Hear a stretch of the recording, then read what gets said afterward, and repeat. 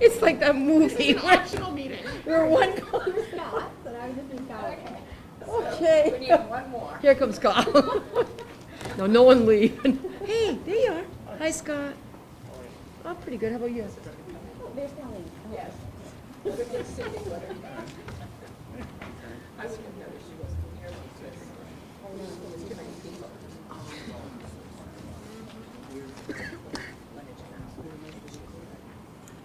Did you say they?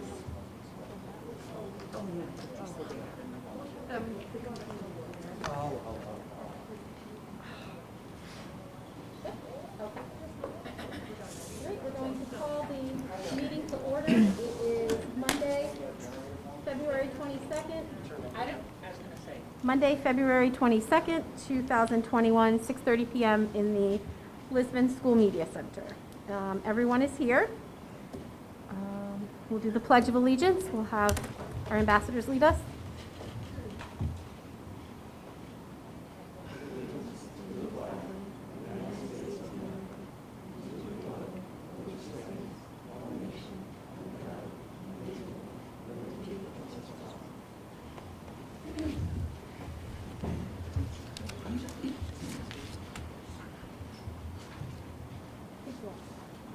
Just want to make sure that the recorder's on and we are all set. Brian, doing the live stream? Okay, okay, good. Is there any public comment this evening? Okay. I did not receive any correspondence to the board prior to the meeting. Mrs. Keating, did you receive any? No, I did not. Great, next we'll do the reports from the Lisbon Central School ambassadors.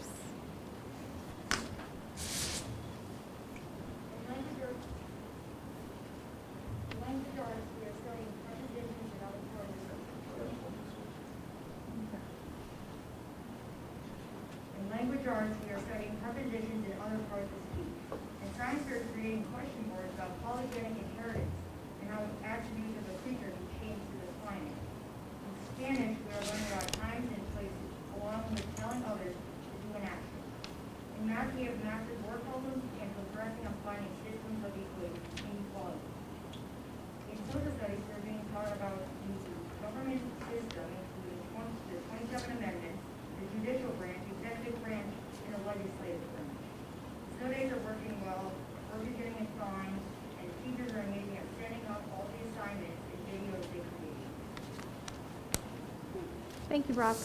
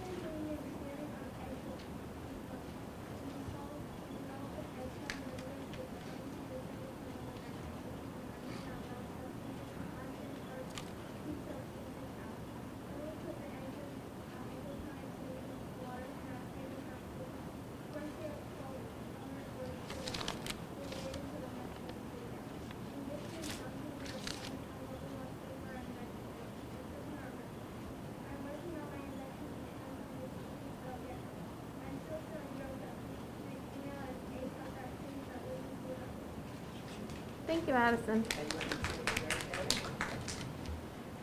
Mr. Apperson, did you have anything from Daisy or no? Okay, I just didn't want to skip over that. All right, we'll do the approval of minutes. I need a motion to approve the minutes of the January 25th, 2021 regular Board of Education meeting. Joe, second. Joan? All those in favor? Opposed? Okay. Next, we have our administrators' reports. We will start with Mr. Apperson. All right. So we'll start with our January Students of the Month. Students are nominated by their teachers for consistently displaying our values of Cougar Pride by being safe, respectful, responsible, and trustworthy. The honorees for January are in kindergarten, Emma Kilcolum, Grade 1, Matthew Evans. Grade 2, Aurora Dupree. Grade 3, Evangeline Carroll. Grade 4, Felix Madrigal. Grade 5, Olivia Bialois. Grade 6, Emma Boots. Grade 7, Krista Harris. And grade 8, Stella Hogan. So congratulations to them. And again, their pictures individually are placed out front by the office. I also wanted to mention PTO. They're continuing to do the little things that they can, whenever they can and however they can to help us out. Most recently on this last Friday, was Valentine's Day, all staff members were given a flower. So it's just kind of good to be, thinking of everyone. They continue to meet monthly. They have met in person, but they've been meeting virtually as it's been working out better for the PTO, but they're continuing to look for ways in this unconventional year to be able to support our students, our staff, and the community. So many thanks to them for sure. And then finally, AimsWeb, as I mentioned before, we have finished up the scheduled time for that. Now it's just the makeups. We're also trying to finish up some of our remote students with AimsWeb who haven't been able to finish it. We're going to go into some analysis to try to see what sort of things we can glean from that. We're going to compare the percentages, the percentile from last winter to this winter, see what kind of changes are there, and see what kind of typical growth is there. We're also taking note of any unique circumstances that the students might have. We might group kids if they were full remote, if they were, just, out, if they had to quarantine for a long time, if they had to go in and out, that sort of thing. So we're trying to see if we can find some trends with this data. As we get, more data, we're going to continue to try to look at where there might be some impact and how we can address that. So we'll give an update once we get some of those results from analysis, and we'll be able to share that with you as best we can. And that's it for me. Any questions for Mr. Apperson? Okay, thank you. Okay, next is Mr. Trepanier.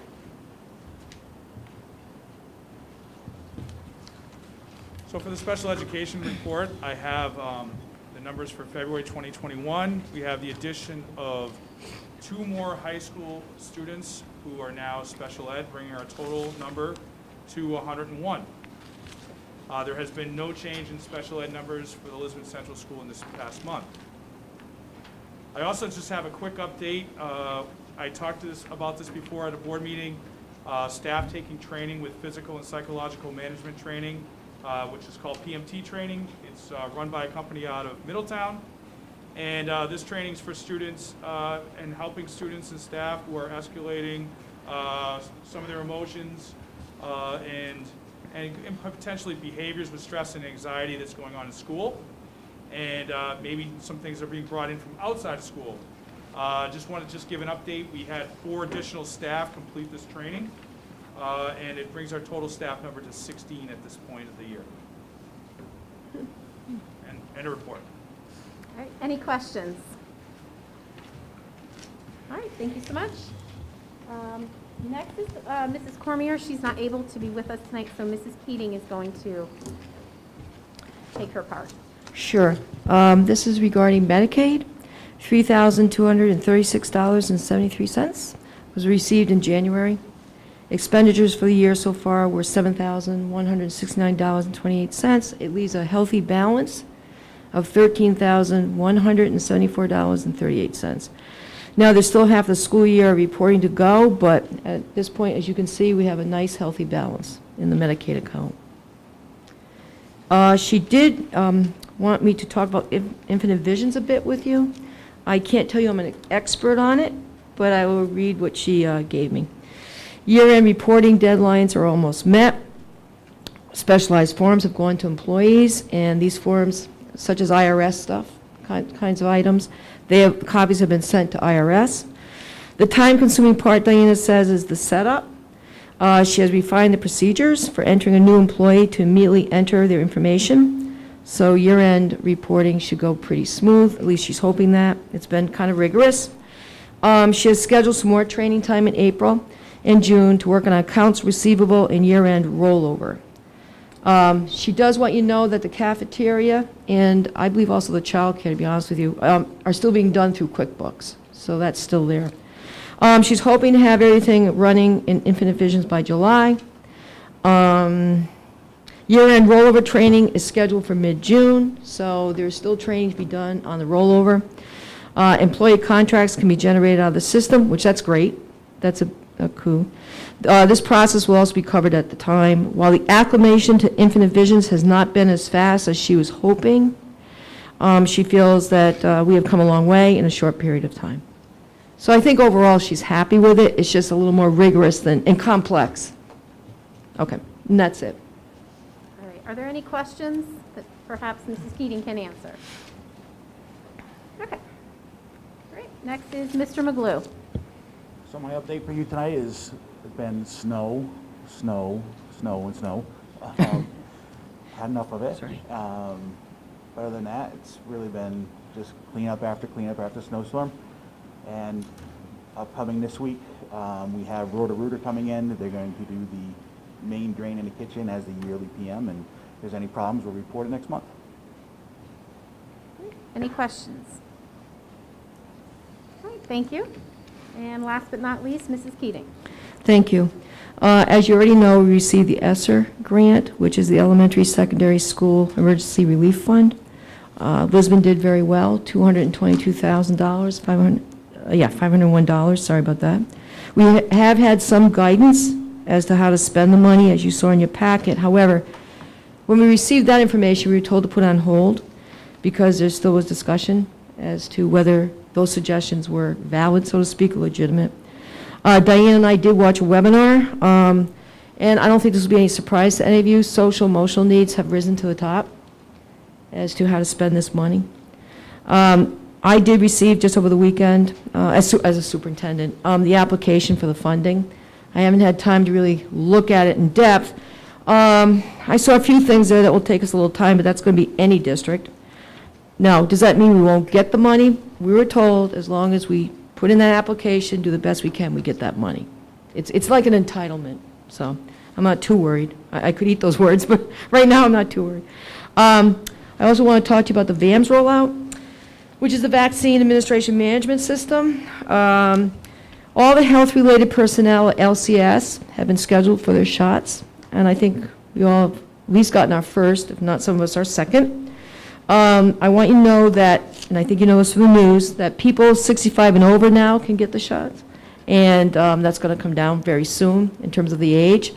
We have scheduled already those staff members who are over 65 here. But the good news is, this morning there was a required webinar, conference call for superintendents. It came over the weekend that they wanted us to dial in, and I'm glad that I did anyway. That DPH now, they're really, really working on March 1st. We start with all the educators in our building. And by educators, that's anyone that comes into this school. I was thrilled with this. Someone said, Sal, you don't see it yet. But you know what? I really felt with the way they were talking, this is going to happen. I really think so. So we're not allowed to do anything till March 1st. They were adamant about that. But once that comes, we're going to get them all. Colleen, I want to give credit to. Colleen will load them in, and they'll be able to make their appointments. We're ready to go. One of the things I would like to bring up to you is that they talked about the school nurse possibly giving the vaccines. I was on a call with Jessica Ritter, our attorney, regarding some other issues, and I brought it up to her just for the heck of it.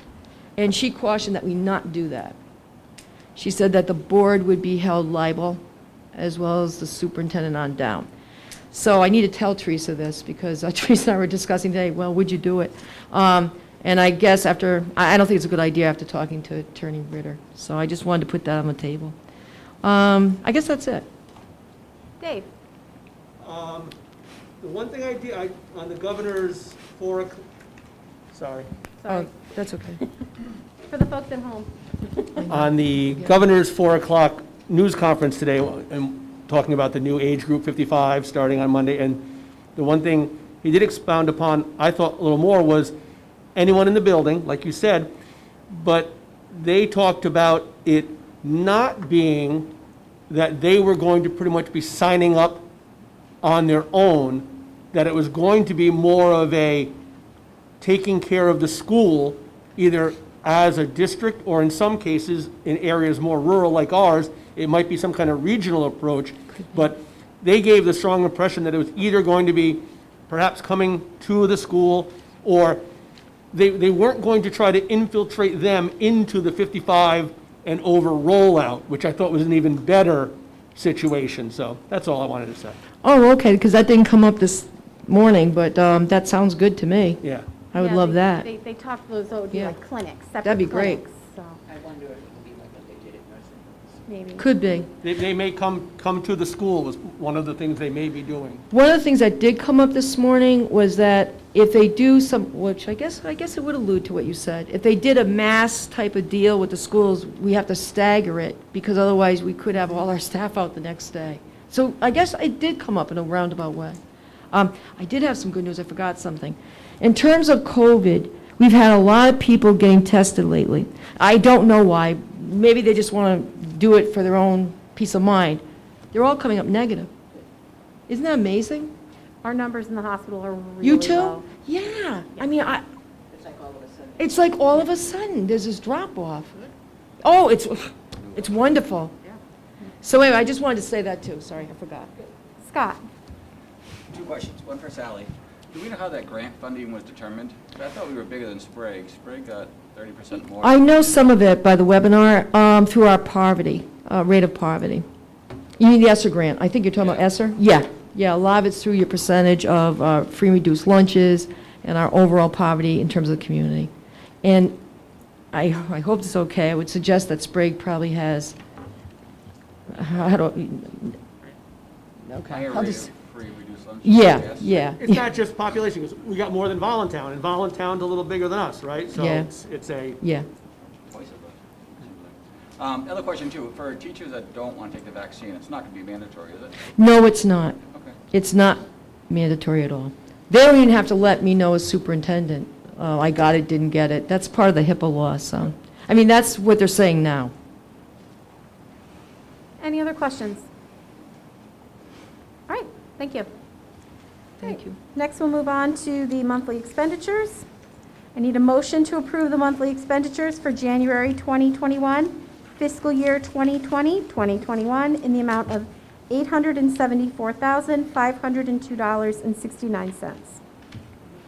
Joan, second. Judy? All those in favor? Opposed? Okay.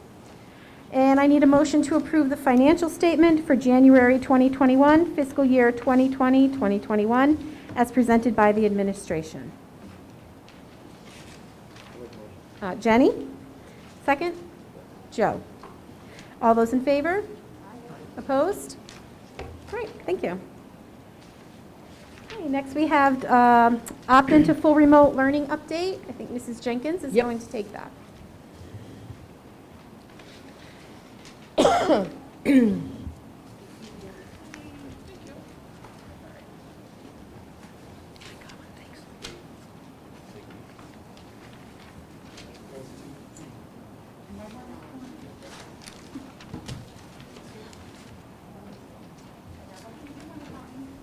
yep, we got it.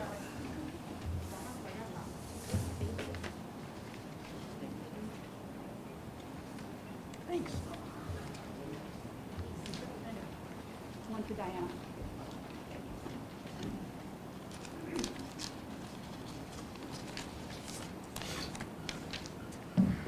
Okay, so today I'm doing an update for you for the opt-in to full remote students. Currently, we have 50 kids in pre-K through 8 that are opting into full remote learning. And of those 50 kids, it's 35 families for our district, of approximately 273 families, which equates to 12.8% of our families are opting into full remote. On this next slide, I gave you the percentages of students who have opted into full remote. I thought I'd start with the beginning of the school year, September, and then give you the last 3 months. So we started at 15.9%, then December we're at 14.7%, January 13.2%, and in February 11.7%. And I know this Friday we'll be down to 11.2% as 2 more students are coming back to in-person learning. So there's a big focus on social emotional learning, both at the state and local levels. So what we do daily check-ins. I say we because Mr. Apperson helps me. It's nice to have him chime in within the conversations when we check in about what's your favorite ice cream, just to see how kids are and make them know that they're part of the community, and then he'll chime in, and it's great. We do gratitude activities. Mindfulness is something new that I've been posting, and of course positive enforcement throughout instruction. So with Moby Max, I can give them new games. I can give them game time, which is stuff that they can earn by completing so many lessons in the program. And the kids absolutely love it. If I want to do a check-in, that's the way to do it, because they all comment back with thank you so much. All right, on a typical day, students that are full remote are expected to complete 60 minutes of ELA, 60 minutes of math, 35 minutes of social studies, 35 minutes of science, physical education 1 time a week, and 25 minutes of silent reading. There are many other activities posted on my Google Classroom. And of course, there are students who do less than those amounts because they have learning plans that were agreed upon at PPTs. So what have we done so far in Moby? These numbers are kind of crazy. We work in 27 different modules within the ELA, math, science, and social studies, and I'm sorry if I'm blowing them out. We've completed over 239,000 problems as of last Friday. Over 5,639 lessons, and have covered 1,766 standards, which are all Common Core aligned or next generation science standards. New in February, I know I'm flying through this, so I apologize. When I get nervous, I go fast. Slow down. Okay, so some new things. And some of this is based on feedback, some of this is based on just doing it and figuring out that you need to adjust along the way. As all good teachers do. So writing, we have switched over our writing. We're doing more writing that mimics what's being done in the classroom. So we started with kindergarten through 4th grade, got input from the teachers, and are trying to basically copy what they're doing. So some of that includes narrative writing, opinion writing, informational writing, just trying to write sentences, using correct spacing for kindergarten, capital letters, etc.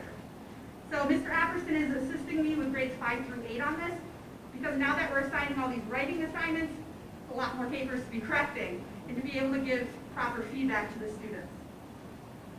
They will do this instead of Moby Max. So what we did was we went in, and I deleted the requirement for the writing workshop module on Moby Max. So they don't see that there. They go to Google Classroom, and they have to work daily on these long-term assignments. All right, so with that, I wanted to mention that some of the kids are so cute that they're already submitting to me some of their papers, their stories that they want me to proofread and make suggestions. So it's almost like a little writing workshop, a conference. So I can comment back electronically, send it back for revisions, and the kids revise, and they can continue to work on it. So we're making that connection that I think a lot of people thought wasn't there, but we are doing it. All right, next on the list, Ames Web benchmark testing. As Brian said, as a school, I was just going to jump in real quick too, is, in the upper grades, the feedback for writing typically is done through Google Docs too, so it's kind of a similar experience that they would have. But all right, then continue. I'm going to piggyback that. Okay. It made me think. And plus with SBAC, because part of the reason switching over the writing felt really terrible for the kindergarten and 1st grade kids who had to type everything.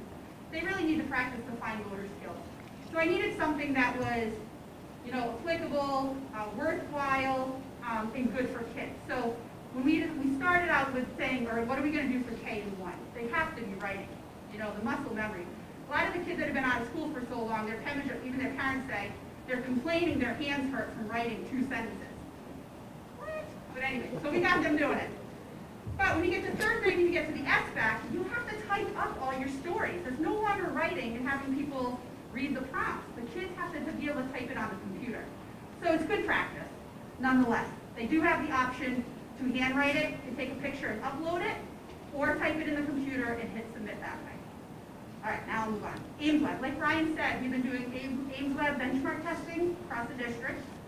We did 4 through 8 in ELA and math. That is done. There's a couple exceptions that kids need their oral reading fluency done. You have to do it one-on-one through Google Meet to accomplish that.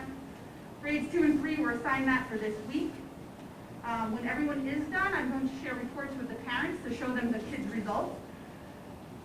Pleasantly surprised, not gonna lie, quite a few of these kids have been out since last March, have not stepped foot in the building. I can show you at a glance, I'm gonna hide names. Blues and greens are awesome, and as you can see from afar, we have a lot of blues and greens, okay? And what this is like Brian said, I'm comparing last winter to this winter just to see where they were, so really analyzing that data. K1 is done 1-to-1, so we're trying to figure that out. Luckily, there's a lot less kids in K and 1, so we're going to have to set up Google Meets, share our screen, and do the assessment that way. Additionally, gratitude activities. So we know that focusing on the positive and showing gratitude has been scientifically proven to improve physical and emotional health. And we know, even as adults, we all need that right now. So although those are optional activities, kids are doing them because they have to comment back. So it's really great to see. Go ahead, Rob. Google Classroom. Okay, so for those that may question, say there's no sense of community, the Google Classroom is like our homeroom. That is our community. That's where I post every single morning, good morning, how are you, today's whatever. I'll ask a question, even if it's as silly as, what's your favorite ice cream? Kids can comment off another kid and say, oh, I like that too. That is really where everything is. It's the hub of our remote learning. So I'm just going to click a link, though, and show you real quick, okay? So, can you click my link, bud? So there's some names, so I apologize if you can see it, but the first page is just the stream. This is where we post, like, good morning, I hope you had a great weekend, et cetera, et cetera. But can you go to the classroom tab, please, Rob? Classwork, sorry. Okay, so it starts with all the important messages. This started back in December 20th. As soon as I knew we were going, I got right to work on this classroom. I have office hours posted in there, I have tutorial videos, their daily assignment schedule. I mean, everything is here. This is where they need to go. If they're unsure, it's all here. You mind scrolling down, Lynn? All the writing assignments, and they're by grade level. We only tag the kids in each grade level so they don't see what the 8th grader is doing compared to the kindergartner. It's only what's applicable to you. Keep going, Lynn. Practicing gratitude, so once a week, see optional but highly recommended. Physical education that they have to do, so there's a fitness log in there. Mrs. Fabry shares with me a calendar of activities they can do if they don't know what to do. I did have some kids tell me they haven't been outside all winter. I said, get outside and get some fresh air. Stop what you're doing right now, please. And then put it on there that you went outside. So I really am focusing on what's important for kids, and that's what we're doing here. Silent reading, again, is required. You know, I have parents question, my kids can't read. Well, read to them. Have a book read aloud to them on the computer. Those are all excellent things for kids, and it's what they need so they can put it down. Spanish, that's just a link to Duolingo. Duolingo is, I'm going to be honest, not going as well as I had hoped. Great program. They're not going and doing it. So there's quite a few kids are missing assignments. But I'm on top of that because the kids might think I'm a little bit annoying. But I say if they're not doing it, it's an email, it's a follow-up, it's a phone call. There's so much accountability that they're kind of sick of me, but they're doing their work. All right, mystery science, they love mystery science, so we post mystery science once a week. It's optional, most kids do it because they love it. And you can just see I have them already ready. When I have extra time in my life, I start posting for the next week, so I'm ready to roll. Brain breaks, we have the mindful breathing. Those are just awesome techniques if a kid is feeling stressed out. They can click on that and follow through the different techniques of mindful breathing. Brain breaks is pretty cool. They can stop and do yoga. They can go to a museum, look around a museum. There's all different links. Specials, all the special teachers gave me links that were appropriate for remote learning. And then we have the optional learning resources. Do you mind going back up to silent reading? Yep, perfect. So, you can see Valentine's Day Library. Can you click on that one? So if kids don't have books at home, have access to click on the slide. Click right on the slide. Here is a library of themed books about Valentine's Day. They can click on it, and the book will be read aloud to them. So it's pretty cool. I'm working on another subscription. We're just waiting for the approval with the privacy laws for Epic. So same thing, I can link books, they sign into an account, they're appropriate at their level or theme that would be going on. So try to give them everything they might need that they might not have access to. All right, can we go back to the presentation? You're awesome. All right, so focus on the positive. That's my new mantra. Trying. Okay, so we've had lots of improved attendance, okay? And I think that has a lot to do with consistent expectations and tons of accountability, okay? Daily communication with the kids and with the parents if necessary. So the partnership with parents is huge. Anyone that has a question, I don't like always just answering on the email. I'd rather have that conversation on the phone because we can go get so much further with that conversation. So that has been huge with the parents that I've been working with. Again, I monitor every day, probably too much. I monitor while I'm in school. I monitor when I get home. I monitor while I'm in bed. It's ridiculous. But I do it for the kids. My husband's like, what are you doing on MobiMax again? I'm like, just leave me alone. I got to get this done.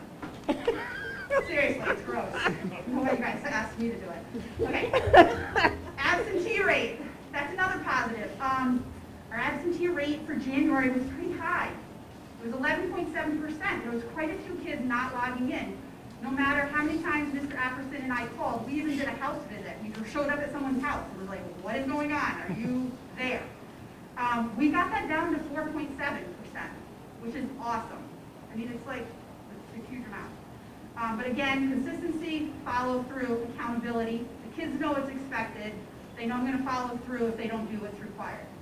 Just like the classroom. Interrupting question. On your absenteeism, and I don't want to violate any privacy laws, is it the same couple kids that are chronically accounting for yours, or is it more of a scattered across different days, different kids? Yeah, so there were quite a few kids that were the bulk of the absences. But there was other kids that were just like, they didn't have to do it. You know, Yep. They didn't do the required amount. They did like an hour and thought that was enough. But that's not enough. You know, you're missing out on a 7-hour school day. You have to be doing X, Y, Z. And that's, you know, as much as two people thought it was a lot of work for one person, it is a lot, but all the expectation is clear, it's cut. I follow the same rules for every single kid. There's no favoritism there. Not that we do it, but we do have natural bias. Anyway, relationships. Students and I have been building relationships. I'm constantly encouraging them to reach out if they need help. I was just counting the number of kids I formerly had in elementary school as their teacher, and or I had last year in enrichment. And there's quite a few of them, so they already know me. They know my style. We already have a rapport, which is important. All right, on the right, oops, hold on, go back. Thank you. Growth in math. So just a few data points, some charts, like data. The first one shows growth in math. And there's 5 data points here, and that's because, and I know this question came up at other board meetings, are other kids using MobiMax? And the answer is yes, we have them. You can see with the 5 data points, I have not been doing full remote learning since September. But some of the teachers were using MobiMax.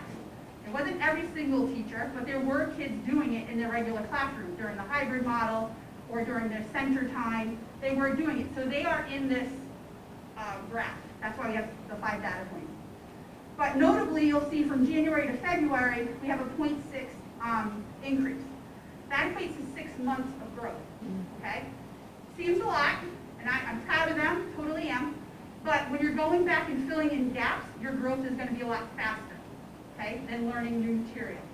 So they're awesome, they're working hard, but some of this, I don't want to seem like I'm bragging about, they're filling in gaps, so it's going to be, the growth will be a lot faster, okay, and then it's going to peak off. All right, so,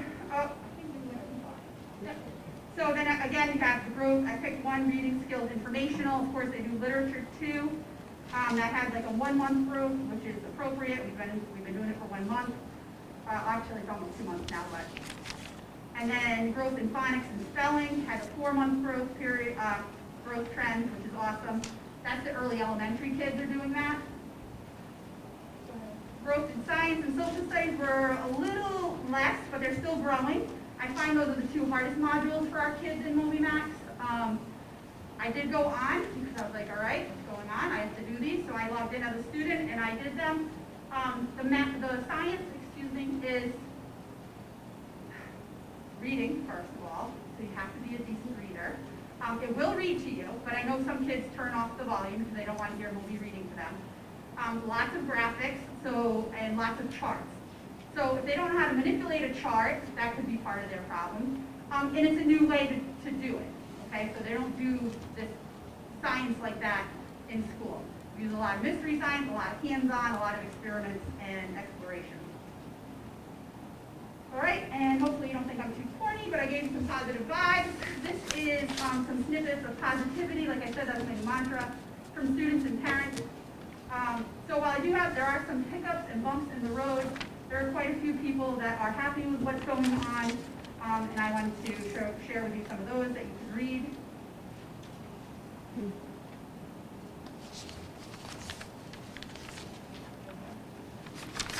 And my final thoughts, I shared 2 quotes. You know, we're in a pandemic, so flowers grow back even after the harshest winters. You will too. Kids are resilient. They bounce back. When they come back to the classroom, we have them. Our teachers are awesome. And then we cannot accomplish all that we need to without working together, which is true no matter what. So that partnership is huge. And finally, the full remote kids are my kids. I know when we have some staff meetings, I'm like, my kids. They are my kids. I take ownership of them. I want them to be successful, and I want them to know that they're still part of the school community. So I am working my tail off to help ensure that for the kids. So that's it for me.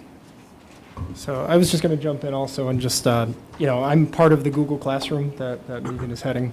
So I get the emails when there's updates. I go on and I view things, and the amount of work that she's put into this is admirable. But I think what's more impressive is she's really good at it. So I just wanted to point that out, that from my professional opinion, she's doing a fantastic job, and the kids they're doing such a great job as well. The improvement that we're seeing has been great. So,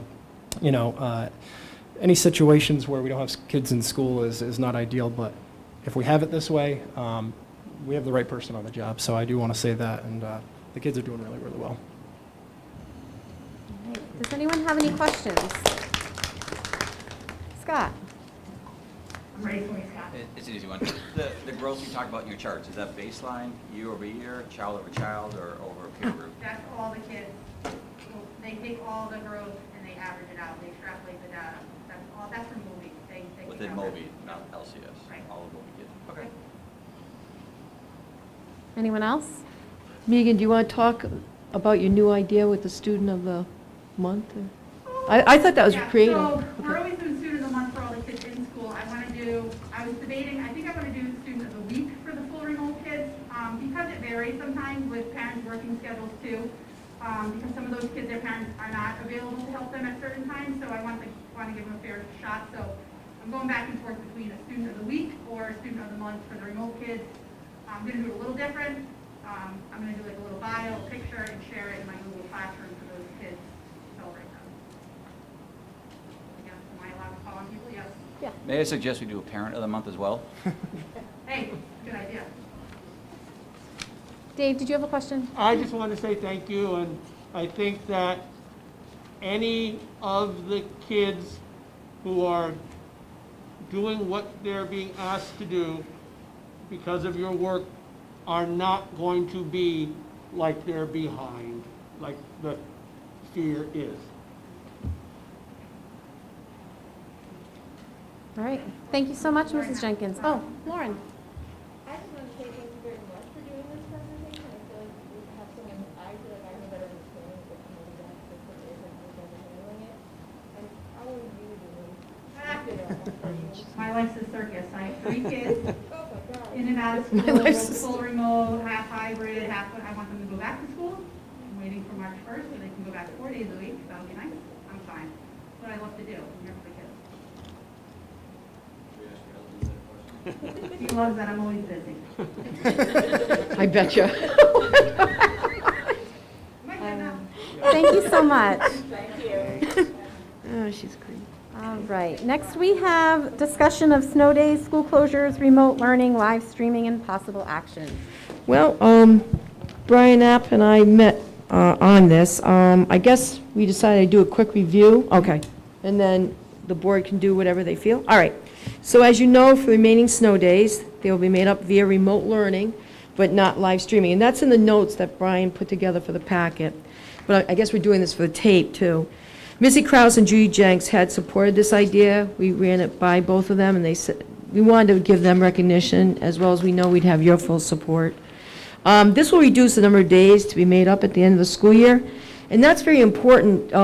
We were talking about this, Brian and I, that we may run a summer school for the regular ed kids, not just the special ed kids. We're going to need time to do deep cleaning, get the rooms ready, the whole 9 yards.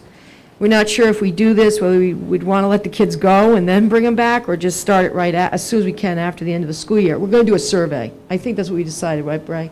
To see if the parents are even interested. But anyway, I just wanted to put that in. If we are shut down 5 or more days, live streaming will kick in. Pre-K through 4, live streaming can be done for one class. That makes sense. If it's grades 5 through 8, it gets a little more complicated. If they're all out, 5 or more days, live streaming can be done, and we will do it. However, as Brian pointed out in the reopening committee meeting, if it's partial middle school closure, live streaming could be a problem for a lot of reasons. One is due to a staffing shortage, so we'd have to kind of look at that. Live streaming, Brian, correct me if I'm wrong, commences on the first full day, but not the day that we send the kids out, but on the first full day. Okay. Yeah, in those situations where we need to send someone home in the middle of the day, it wouldn't start until the next day for obvious reasons. And again, the reopening committee members, they all agreed to this. For full remote students, they can switch to live streaming with a regular teacher if the closure is beyond 10 school days. However, they have to give a 3-day school notice. I don't think we've given that up. Have we, Bri? I think we wanted to stick with that. So anyway, that's just a summary, and I kind of did that for the tape. I know you all have it in your packet. But I didn't know if a motion was in order, or you just want to keep going, or it's up to you. I think it can just be information. Okay. I don't think we voted on this in the past. so. Okay. All right, well, I think that's it then. Well, Brian, do you have anything to add? The only thing was just to make sure it's clear is if a full remote student enters back in for a closure of 10 or more days, obviously when we come back into session, then a decision needs to be made whether they're going to return to remote or come back in. I mean, I think it's pretty obvious, but I just want to make sure it was noted. Thank you so much. Thanks, Brian. And that was a really complicated conversation during our reopening committee meeting. And I do appreciate Brian and Sally because we really had them thinking a lot, and Mrs. Jenkins too. It took a lot of conversation to get there, so. Okay. Next we have spring sports and possible action. Yep, I know I'm doing a lot of talking tonight. I apologize for that. Teresa Svab was going to be here for this, as well as the APRN agenda item. However, she too could not make the meeting. So I'm going to start the discussion, but then I thought, I did ask Alyssa Fabry if she could come, which, thank you, because she may want to weigh in, or you might want to ask her questions. And Brian Appison, he and I have been meeting a lot on this stuff, so Brian, thanks. Okay, so Brian, correct me if I'm wrong on anything, I won't take offense. The reopening committee, once again, discussed the possibility of having spring sports. And by that, and Alyssa, I believe we talked about the track, baseball, and softball. Okay. Teresa Svab felt pretty good about it. I think that's important to know because, you know, the health protocols. She did say that she and I would train the coaches in the protocols if we go through this because that's kind of our job here. So about sanitizer, masks, you know, that whole 9 yards. She did want to point out that we would need a medical note. The kids that had COVID just needs a sign off. They need a sign off from their doctors saying that it's okay for them to play if we go this route. But Teresa said that was very, very important. So I wanted to bring that to the table. Looking at other school districts, I did not do this. I have to give credit to Teresa Svab. She called around to, gosh, I don't know, 5 or 6 of the rural, very small districts. And to be honest with you, right now, there's no middle school at this time that has discussed it. That doesn't not mean they're not going to do it, so don't misread that, but they haven't discussed it. Now, but we did find out that Preston, and Bri, you helped me with this, I think. is or did do some basketball drills. Actually, I did get a little bit of an update. Oh, good. Okay. Okay. So for the spring sports, we're part of 2 leagues. For baseball and softball, we're part of the QVJC, and for track, it's part of the SEMSAC. There we go. SEMSC. Yeah. Do you want to come to- Another league. Yeah, here. So that's for track. And so as far as QVC goes, we've reached out to them. I know early on they were talking about the possibilities, but now that we've reached out, really what we've received is there'll be a meeting mid-March. So I haven't really heard much for baseball, softball, and that's where the QVJC, that's the baseball, softball. With the track, though, and I know Alyssa's been, she's on those emails as well, there's a little bit of what's going on for track. I meant softball and baseball for QVJC, if I said that wrong. But for track, there has, like, pretty recently just kind of talking about who's willing, so the talk is starting to go, but this is among athletic directors right now. We have 2 schools. Sorry. We have 2 schools. I found out this afternoon, Franklin and Sterling, which are in our league, that are talking about starting for track. So there would be competition if we want to go that route.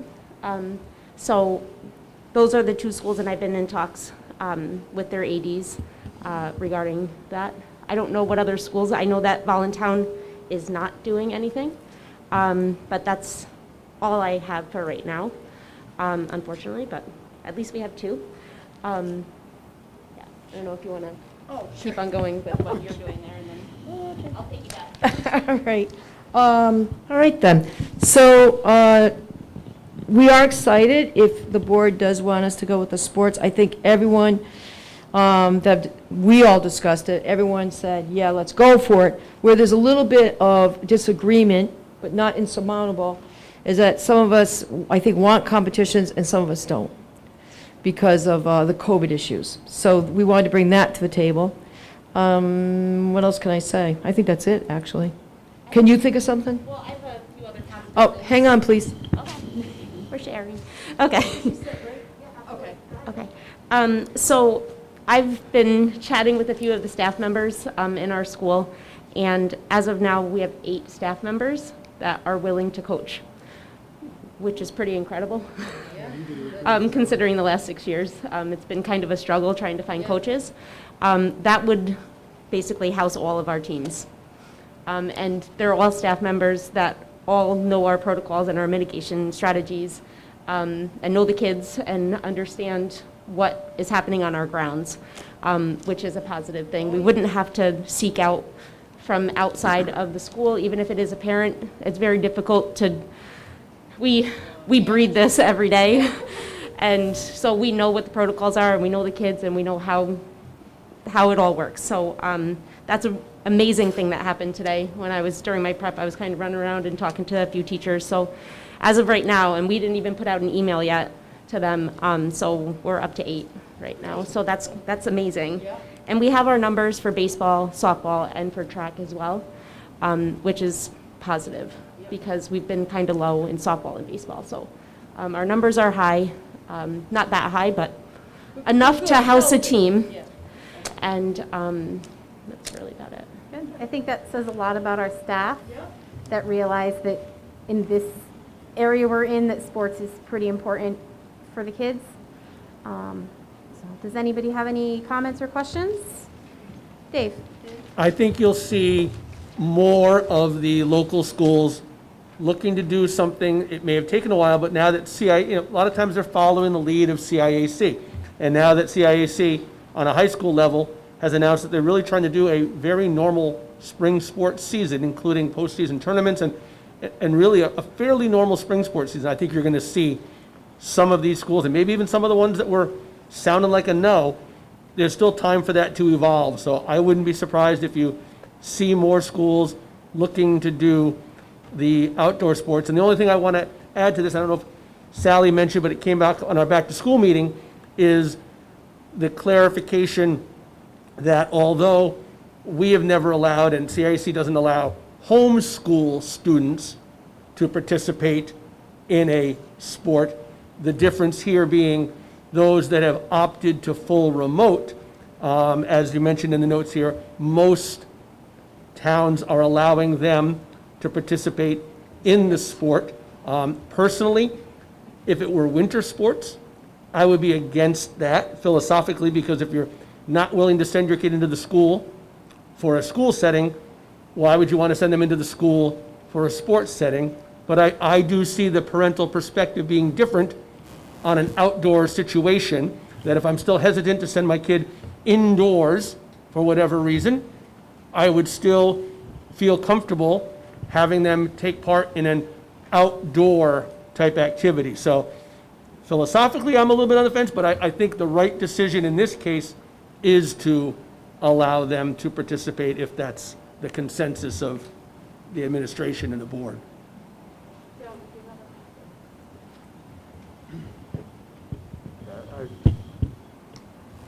You're on. Okay, just wanted to make sure that there's protocols in place then for transportation, as well as like crowds at Well- events and such, because you're gonna need people, I assume, to police crowds. Yeah, no, we don't yet. We were waiting for this meeting to see where this landed regarding competitions. Because if it's just I'm just saying, if it's just our students, we wouldn't have to worry about the busing and stuff like that. Teresa Svab did want me to go on record for her. I'm on the fence, but that she would prefer no competitions. She asked me to say this, Brian Epperson knows, and I said I would. The reason being is that we worked hard to get this school to stay open. We're one of the few districts that have had the kids in school as much as we have. And that was not something that was popular in the beginning. I can tell you that. Not only with some parents, but with some of my colleagues. But we learned to agree to disagree. Now, of course, it's a whole nother ballgame, and everyone's in school, and they're not, you get them there, and God bless the ones that have them there, which is kind of nice for LCS. But my point being is, Teresa and I talked together, and then we talked with a group, and then, of course, we came back together, because we've been doing all the protocols, and the isolation room, and this, that, and the other thing. She asked me where I was at, and I'm on the fence. I told her the truth. I'm on the fence. I mean, I did vote for the sports. Yes. I think we should do some type of spring sports. I'm sorry, don't misread that either. I'm on the fence about the competitions, because buses, I don't know what the other districts are doing. The other districts don't know what we're doing. If there is something that goes down, actually, Teresa or I would have to do the isolation room. Right away, they're removed and put into a room we have till someone picks them up. Is that insurmountable? No. And I said that to Teresa. I said, Teresa, we can pull it off. I know we can. So are the protocols written yet? No. But if you say tonight, or if it's my decision, or whatever, which way you go, if this is the way we're going to go, she and I can have the protocols written up by the end of the week. I know that for a fact because we talked.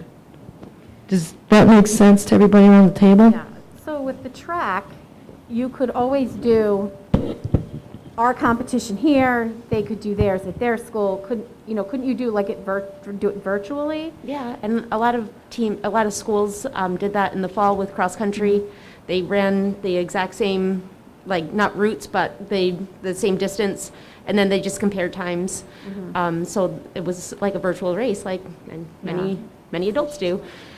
So that works. We could do something like that. That's a great idea. And we discussed as well spectators, and as much as the CIAC has said, yes, we can open it up a little bit, and Lamont has said that, yes, we can open it up a little bit. We discussed that it probably is not a good idea to have any spectators, because it's very difficult for a coach to regulate and tell parents to stay away from each other, to keep your mask on, to not come in or not to come out, or when we're trying to help kids just come have fun after school for middle school.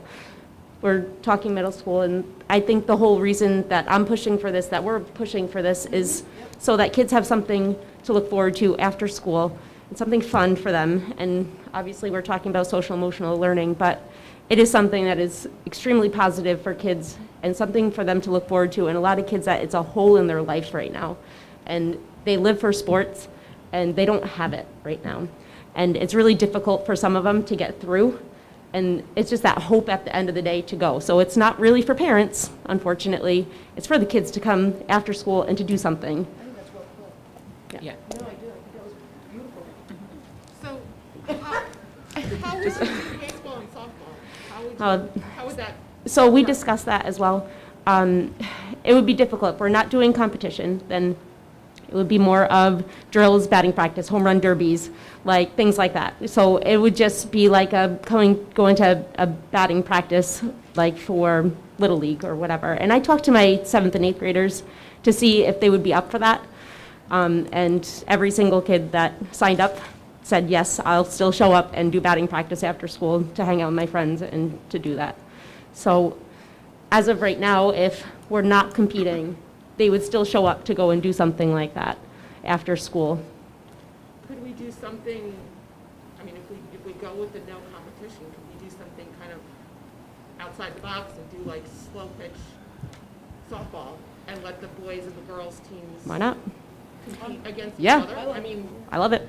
Yeah. I can Of course, probably really speak know how to to play. softball and baseball a little Yeah, bit too. I he's- mean, coaching baseball as much as I have, there's a lot of non-9-on-9 games you can play. A lot of times you can just have it where you have 4 batters and you run them through, and those 4 batters make their outs, and you always have enough.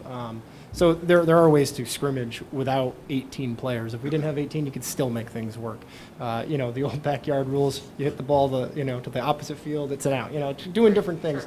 There's a lot of things that can be done there. So I don't see that there's a shortage there. But, then there's the competition side. That's where we have to be creative with that if we went that route. Trying to give that my turn. competitive.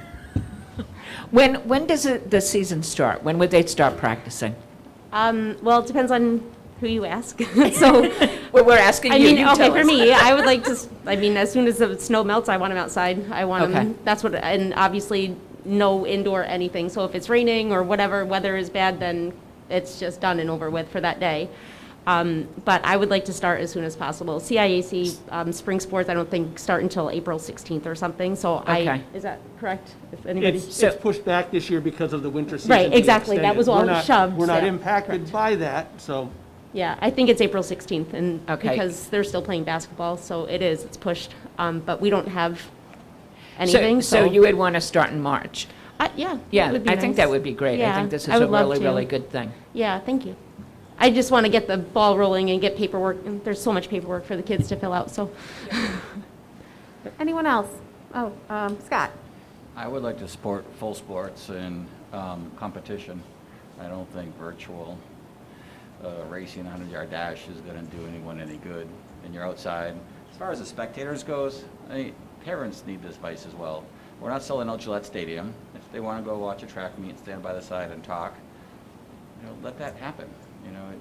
We need to get back to normal, and the rates are low, and I support full sports, and competition is a good thing. Dave?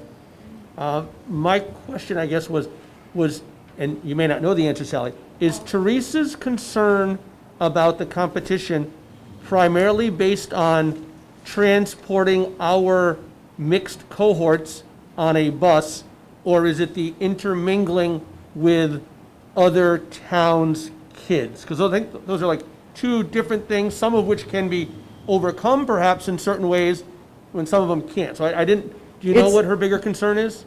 Oh, I don't know the bigger concern, it's multiple concerns. Okay. Transportation being one, the mingling of the kids, parents from either the other districts who are used to coming and seeing whatever's going on, even if the rules aren't that way, that bothered her. Making sure people wear masks during everything. There were quite a few things. Like I said, I don't want to just put this on Teresa. I was on the fence, as Brian and Alyssa will tell you, although I'm a little more in the middle. But Teresa said if she had come tonight, she was going to say this, so she asked me to say it. But she has multiple concerns. Okay. So I'm just not sure that a decision has to be made too early on the competition component, because as much as I want to get the kids going outside as soon as anybody, realistically, you'll be able to have practice on most days and not deal with mud and snow and rain. I mean, if you're mid to late March, you're doing great. And if there's a month where you're looking at, pick a date, I don't care if it's April 20th or whatever, after that vacation week, whatever it might be, by that time, you might know if you're able to do competitions. I would love to commit to doing sports tonight. Yeah. Yeah. Yes. I would prefer that we don't decommit to doing competitions this early, because I think there's still 2 more months where you can kind of see what other schools are doing, what the metrics are like, what the policies might be, and whether it would allow it. But I think it's too early to rule out competition. And I think in fairness to Brian and Alyssa, I thought that's what you two were kind of going towards. Am I wrong when we had our discussion? Well, at the time, we didn't know if other teams were going to be playing. Yeah, So so I think that information will. They did bring this to the table. So I totally agree with you, Dave. I think that's, an excellent way to handle this. And I also think we have the resources to have separate buses if we need to take 2 buses, because you don't want all those kids, from the 2 teams on one bus. So the boys could go on one, the girls could go on the other. Anyone else? All right, so Ken, did you want to say something, Sam? Me? Oh, no, Okay. not at all. So can we get a motion to go forward with spring sports and have the administration and staff create protocols? I'll make that motion. Okay. And so Scott My son. and Judy. Any more discussion? Dave? Do you want to include in writing the allowance of the remote does that need to be stated anywhere? Well, I thought that could just be in the protocols. Okay. And then they can Yeah, report back good to us point. in March. Yeah. Okay. I didn't get who did the motions, I'm sorry. Can you tell me again? Scott Scott, okay, and Judy. thank you. All those in favor? Opposed? That's good. I think that's a great step for us. Well, I think a lot of, we have to give applause to this one right here. Thanks, Alyssa. Right? You did good. A lot of happy kids. Yeah, yep. Yeah. Yeah. Thank you, Alyssa, for coming. You can either stay or go. Yeah, you can go. I don't blame you. Okay. You gotta go get 3 kids ready. All right, thanks, though, for coming. That was nice. All right, so Addison, did you want to go? I can call your mom. Okay. You can go out, I'll text her. Excuse me for 1 second. You gonna do it? I got it. Sorry. Okay. All right, next we have an amendment to policy 5141, which is student health services. The intent of changing this was to change the language from the medical advisor to the contracted APRN, and then I figured out that there's a whole lot we needed to update. So a brief rundown of what has changed from the old policy to this policy. We changed the sports physicals from every 2 years to every year.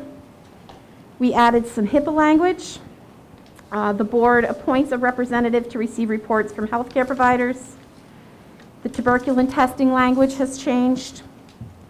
We added several immunizations, Hep B, pneumococcal disease, influenza, and meningococcal disease. And the section on student medical care at school was added. We didn't have that before.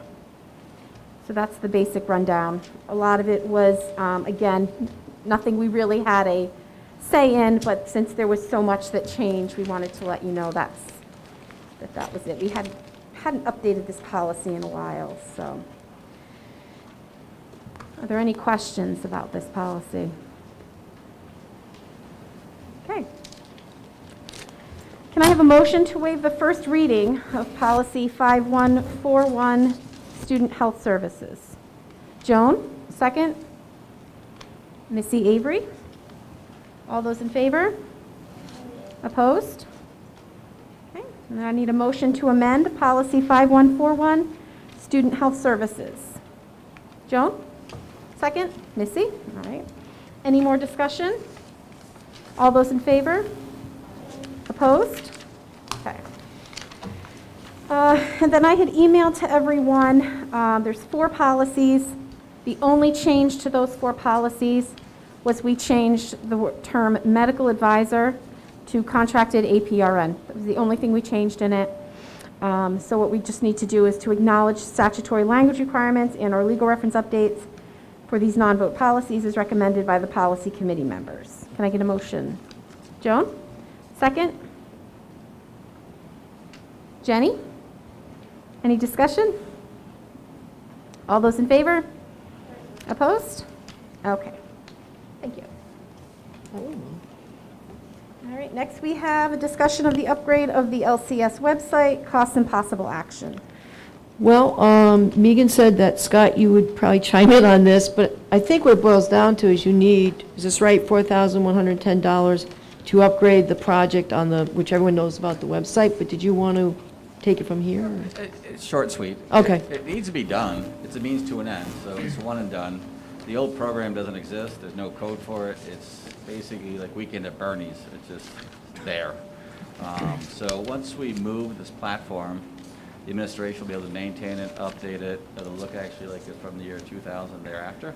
And it's helping, I think it's, Brian can speak to this, but I think it's going to force us to clean up a lot of the junk that's on there, be more relevant to more people, as far as finding things, make it easier. So it's like moving. I think when you move, you get rid of a lot of stuff you Yes. don't need, and it gets better.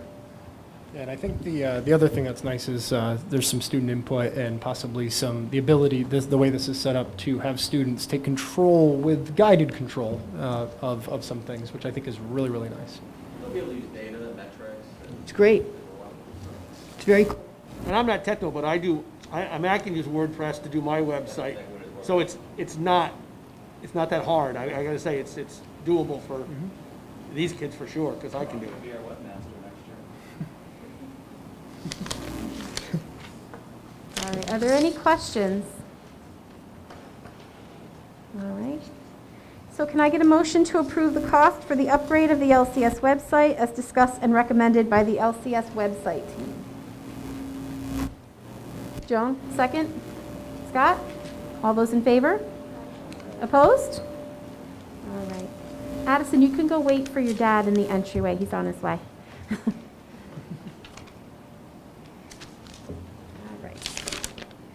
All right, next we have discussion of the 2020-2021 budget projections. actually, Diana wrote something up for this, so I was just going to read it, if that's Perfect. okay. All right. Diana says that she has updated the spreadsheet from the last meeting, which you have. There's still a lot of unknowns from now until the end of June. Some items have been projected out based on previous costs, I know you know that already, while others have not. Substitutes, student activities, repairs, for example, need to come out of the bottom line, which was stated last month. The excess cost report's due on March 1st, so she will be firming up the estimated reimbursement of $72,000 that she had projected. You can see that at the bottom. What else? Simply that at this point, we are in a good place financially at this time of the year, and I think it's, what, $426,931.96. So we're healthy is really the bottom line. But you've been told this all along, so I don't think there are any surprises. Okay. Are there any questions? Missy, do you want to explain, I mean, because we've lived it, this process, but that last sheet with the colors and kind of what our thoughts are? Oh, that's coming up. That's for the next one. It's This is coming just up. this- Yeah, that's just this. We're one. almost there. Okay. I know, it's a lot, yeah. All right, so moving on. Yep. We're going to discuss the 2021-2022 proposed Board of Ed budget. I thought I'd just do a real brief summary of how we got there, and then we can talk about the sheet that Scott just pointed out. We are coming in at 1.71% increase over last year's budget, and we did this through several measures, but first, we'd like you to know when all the staff requests came in, the original, got some notes here, came in at 6.19%, and then through the meetings that we've held with the Board of Ed Finance Committee, it kept dropping for the most part, and we ended up where we are now, 1.71%. Now, how do we do this? You have this color-coded sheet in front of you. I think the best thing is just to talk it through, but should I? I don't know what you would like. Oh, okay, all right. So, you can see on the first one, it says 2021 budget, and what we did there to get some of those things out of that box and to put them somewhere else with some of the monies that we have, which is the money we have this year, as well as the ESSER grant. But anyway, the sick time payouts, they're going to be done with the 2021 money. As you can see, the Chromebooks, that was for grades 3 through 8. We're going to take that this year, try to get out of the money this year. Social worker, we're believing, and we still think so, Judy, because I know this was a question you had asked, that we can take that out of the ESSER grant money. So you're going to see that way over to the right, that box. Am I making sense, Scott? Okay. The adult ed, the only reason that is there is that we overprojected the cost. That's all that is. Okay. And that, as you can see, when we look at that, brings us right down to 1.71%. Now, why do you have this middle box? Well, part of that is I had cut the phone system and the K through 2 iPads when the requests came in, but we're going to get them out of the 2021 budget. Also, we're going to get the Chromebooks for 3 through 8. I already said that, but what you don't know is the K through 2 iPads, again, I had cut, not because I didn't want them, but we were just trying to figure out where we could move some of the stuff with our money. So we're going to take that out of the 2021 budget. When you go, wait a minute, let me finish that just for the heck of it, that middle piece. The door repairs and the air conditioners, that's just something we talked about that we know, by we, I mean the Board of Ed, Finance Committee, that we need these things, so we put that also on the list to spend out of this year's money.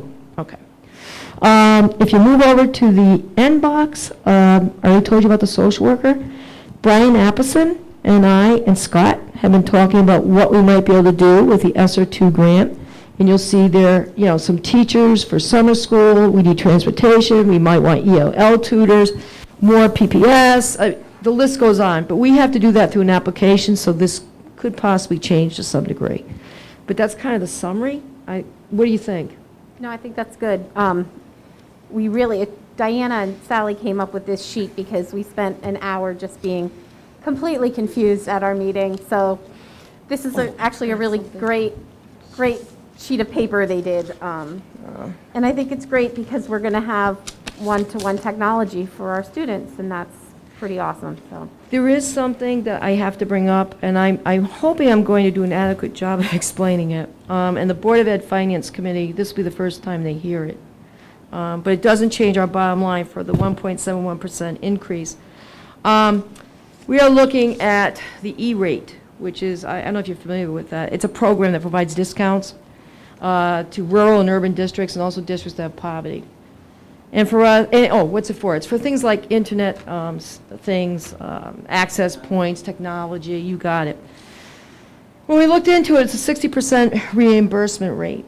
So we said, we'll go for it and Brian Appleson has to take the credit for this, for looking at, for example, Ruckus, correct? The licenses for the access points Yeah. for Wi-Fi. Yep. Which is Ruckus. That, I went to Diana on this. I haven't done E-rate since I left my past district, so that's been how many years? But I remember, and it didn't change, I remember that you couldn't use grant money, which is what we were originally going to do. And I went, so I went back and checked. Diana did the homework on it. She goes, you're right, you can't use grant money. So what we did, you have to show it was in your budget in order to get the reimbursement. But Diana did a great job of taking some other things out, just some licenses, same kind of account, okay, to make it all measure up to 1.71%. I just wanted to say that so no one, everyone knows everything. Yep. So is that, I hope that's okay. Yep. Okay. Okay. Reimbursement is Yeah. what's about. I mean, it's not going to make a lot of money for, I think, I don't have it in front of me, but I think my memory serves me, it's something like $2,100, $2,400 that we save. But it's money. Yeah. And that's what we look at. And again, Brian Appleson worked a lot on this with Novus. Diana did a lot of legwork. So, credit goes where it's due. But I felt the need to say it. Okay. Are there any questions about this budget? It was 1.74 a week and a half ago, so it's lower. It was 177. No, I think it was 171 was what we ended up with. Yeah. 171 when we left the last meeting.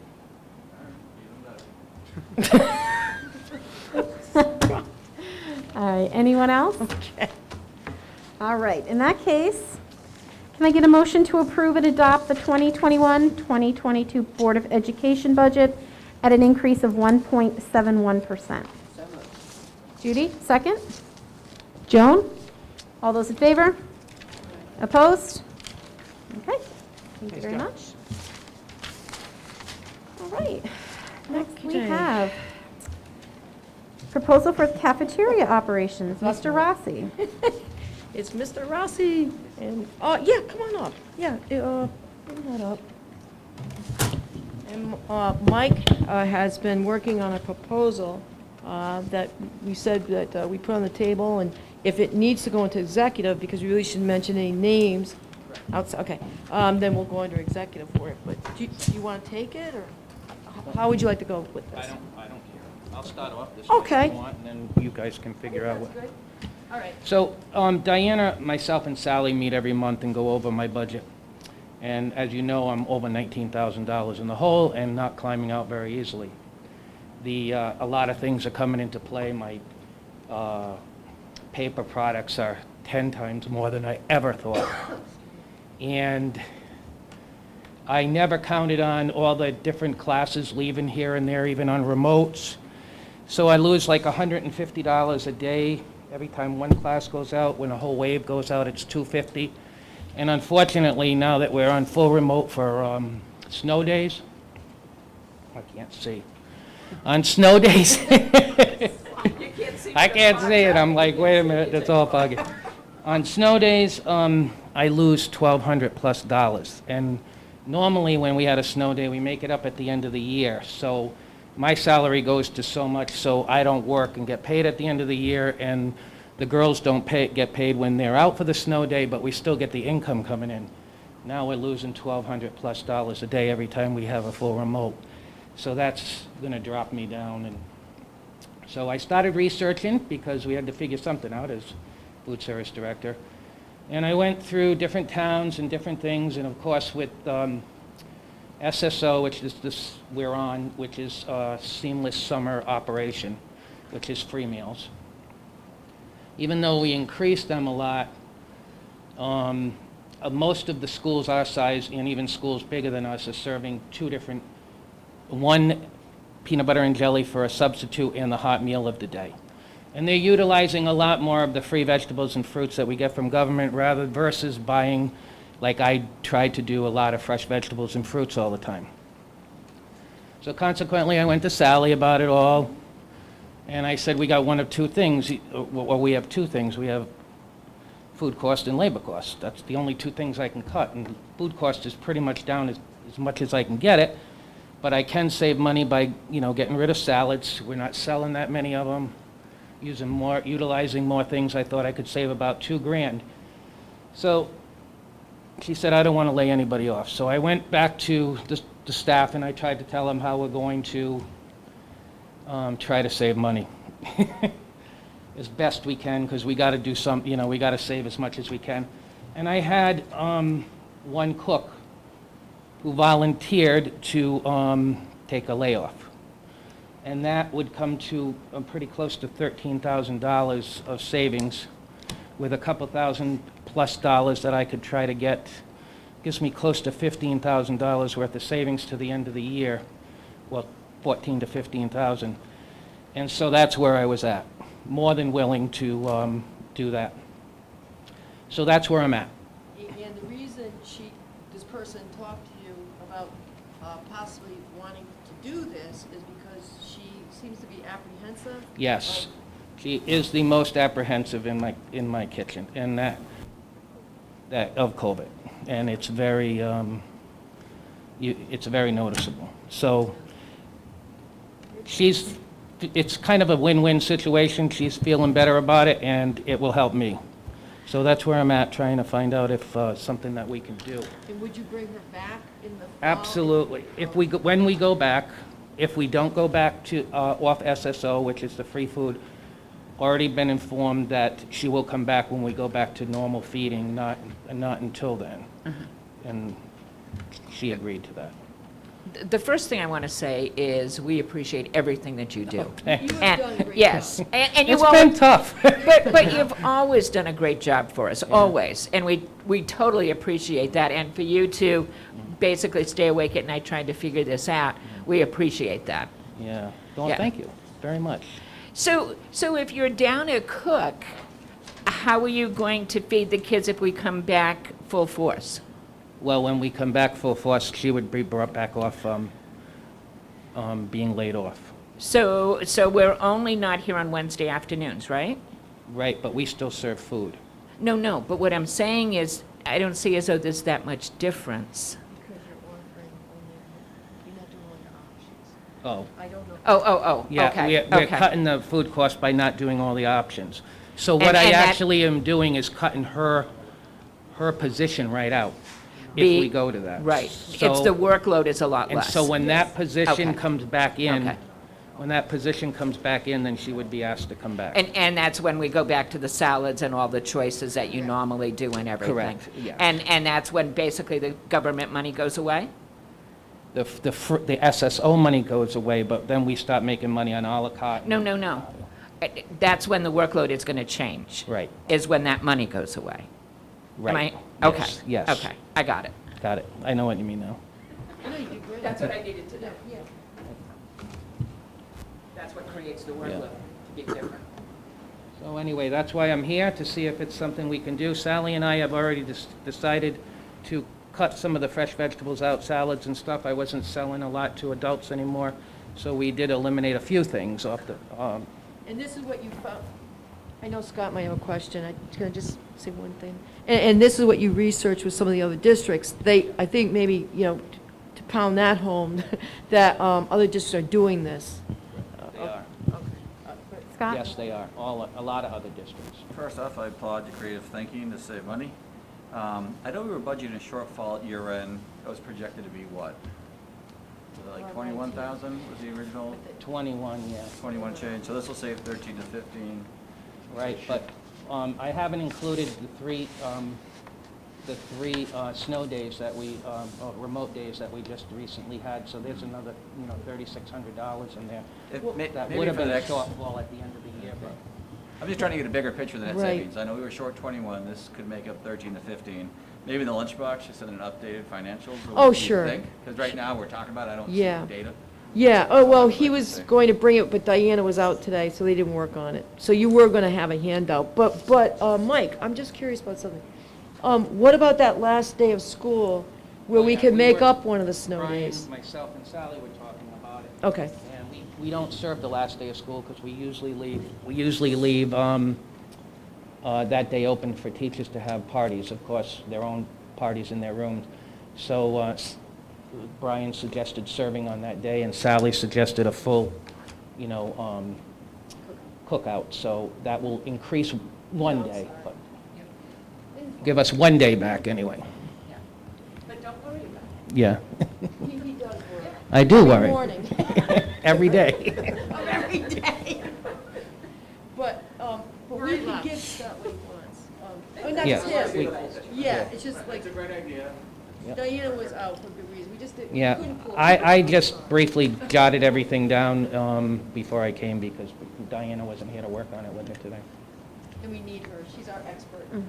And the snow days might still change, unfortunately. Right. Speaking of which, I do want to applaud the decision to not go to full remote the other day when some schools did do that. Yes, me early. too.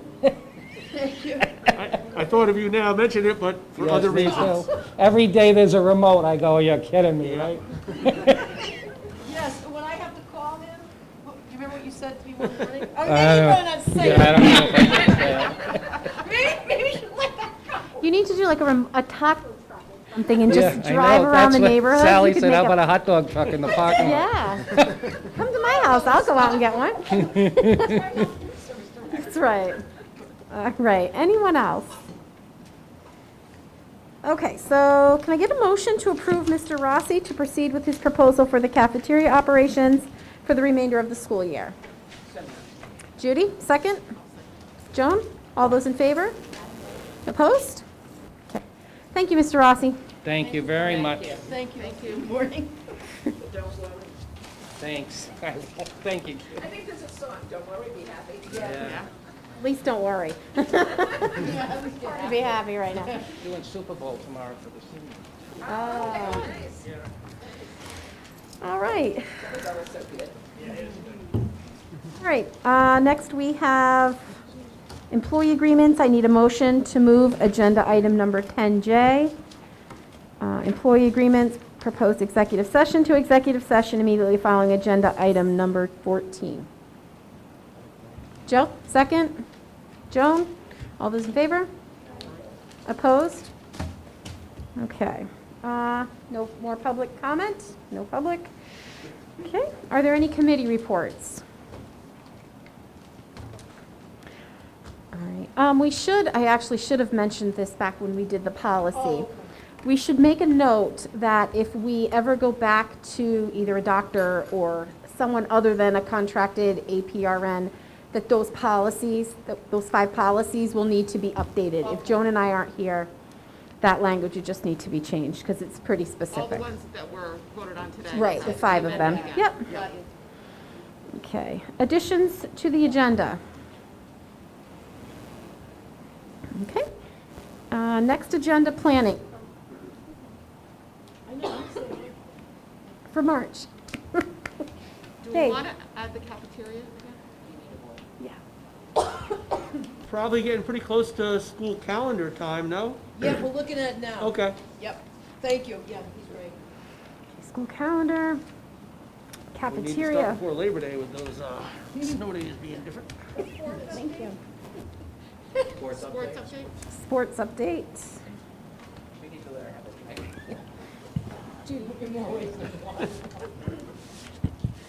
Anything else for the agenda? No? There was 3. School calendar, cafeteria, and sports. We'll continue the YouTube online portion until otherwise noted. Okay. In that case, we will move to executive session.